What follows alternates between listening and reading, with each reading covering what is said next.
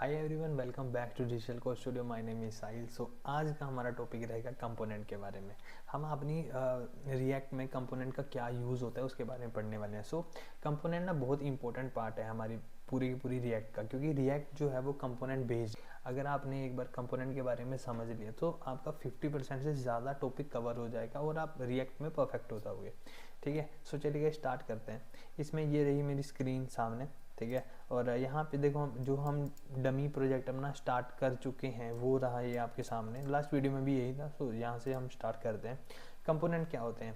Component का main use होता है, जैसे हमारे पास ना एक वेबसाइट है, वेबसाइट के अंदर हेडर होगा, फूटर होगा, ठीक है वो। और मुझे हेडर और फूटर को अपनी वेबसाइट के अंदर 10 जगह पे कॉल करवाना, मतलब मेरे पास 10 पेजेस हैं, उन 10 पेजेस पे हेडर और फूटर होने चाहिए। ये चीज़ कॉमन हो। तो अगर देखो मुझे हेडर और फूटर को 10 जगह कॉल करवाना है, या फिर कुछ भी एक कंपोनेंट जिसे मुझे अपने पेज के अंदर, अपनी वेबसाइट के अंदर 10 जगह पे कॉल करवाना है, तो मैं उसको बार बार वहाँ पे रीराइट नहीं करूँगा, मैं उसका कोड बार बार वहाँ पे नहीं लिखूँगा।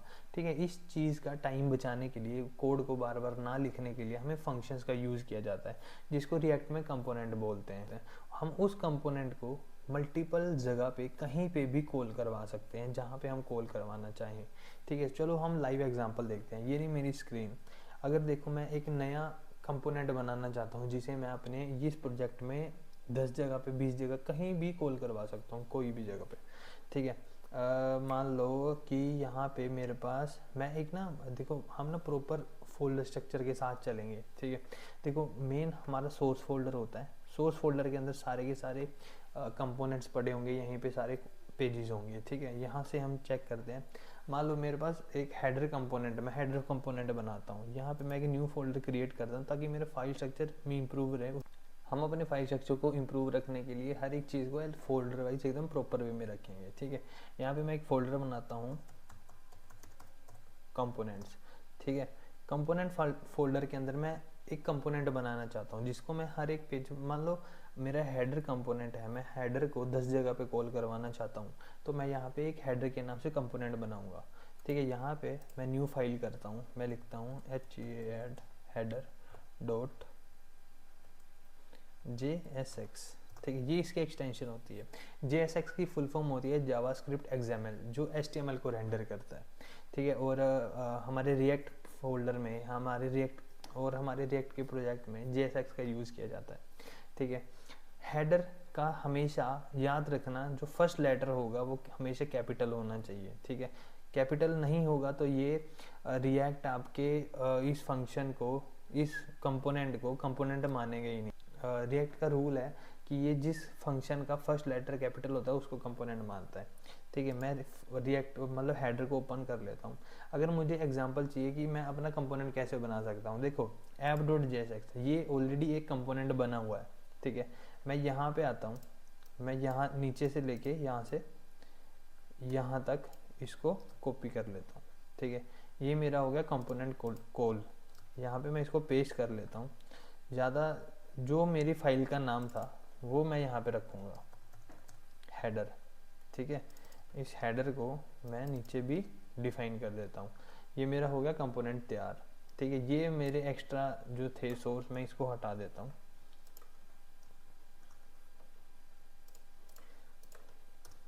ये मैंने एक्स्ट्रा चीज़ें सारी हटा दी, एलिमेंट इसको भी मैं यहाँ से हटा देता हूँ।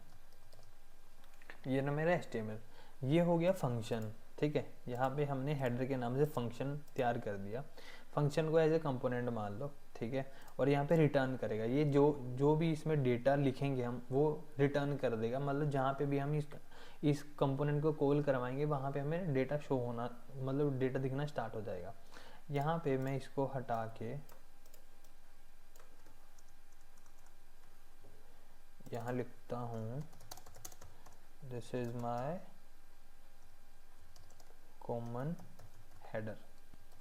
ये मैंने यहाँ पे लाइन लिख दी, मैंने हेडर को टेस्ट कर लिया यहाँ पे। ठीक है, मैंने अपना डेटा यहाँ पे पेस्ट करवा दिया। अब मैं चेक करता हूँ कि ये मेरा कंपोनेंट वर्किंग है या नहीं।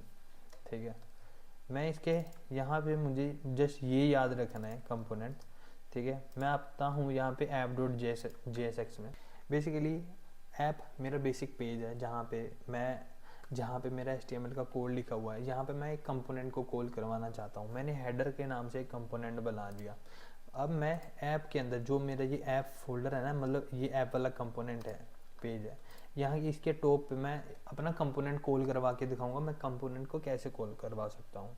सो ये रहा मेरा ऐप पेज। ऐप पेज के अंदर मैं अपना कंपोनेंट कॉल करवाना चाहता हूँ। यहाँ पे मैं कैसे कॉल करवाऊँगा, यहाँ पे मैं लिखता हूँ import header फ्रॉम यहाँ पे मैंने मतलब विजुअल स्टूडियो यार अपने आप ना हमें मेरे को हर एक चीज़ प्रोवाइड करवा देता है, मुझे सजेशन प्रोवाइड करवा देता है, इसलिए बहुत यूज़फुल है। कंपोनेंट फ्रॉम हेडर, यहाँ पे देख मैंने मेरे को इसने अपने आप ही ऑलरेडी सारा कुछ प्रोवाइड करवा दिया, हर एक चीज़। हेडर यहाँ कॉल हो गया, इसको मैं कॉपी करता हूँ, यहाँ से मैं यहाँ पे कहीं पे भी इसको कॉल करवा सकता हूँ कंपोनेंट को अपने। यहाँ लिखता हूँ मैं हेडर, ये देखो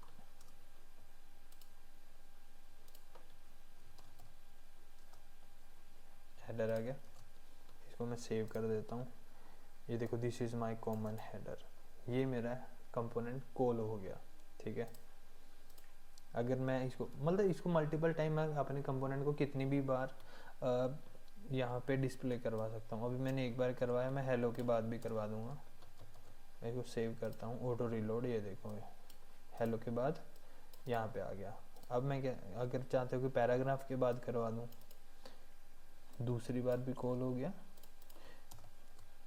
तीसरी बार भी कॉल हो गया, ये देखो ये तीसरी बार भी कॉल हो गया। मतलब एक कंपोनेंट को हम मल्टीपल टाइम यूज़ कर सकते हैं। सो ऐसे ही हमारी रिएक्ट की पूरे का पूरा प्रोजेक्ट बनता है। इससे क्या होता है, पेज जल्दी लोड हो जाता है, हमारे कोड को बार बार नहीं लिखना पड़ता, और ऐसा कोड रीयूजेबल होता है, हम मल्टीपल जगह पे कॉल करवा सकते हैं। इससे हमारी साइट पे लोड भी कम रहता है और इजीली एक्सेसिबल भी होता है। होप गाइस आपको वीडियो अच्छी लगी होगी। चैनल को लाइक शेयर सब्सक्राइब जरूर कर, आपके सपोर्ट से मुझे और मोटिवेशन मिलेगी इसको जल्दी से जल्दी कवर अप करने में। ठीक है, तो चलिए गाइस मिलते हैं नेक्स्ट वीडियो में।